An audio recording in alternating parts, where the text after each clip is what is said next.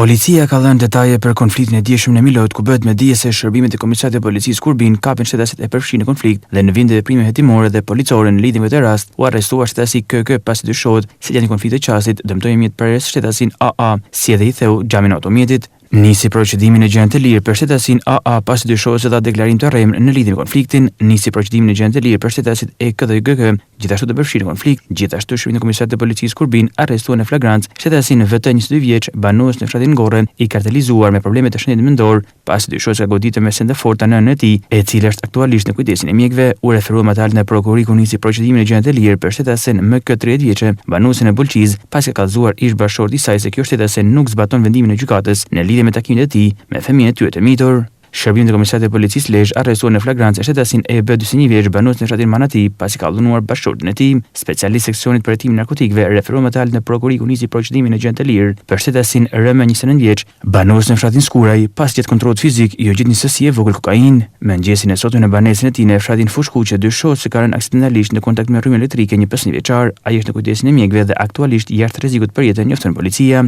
ndërkohë grupi hetimor po punon për dokumentimin e rrethanave të rastit. Material procedurali i referuan prokurorisë së Lezhës për veprimet e mëtejshme.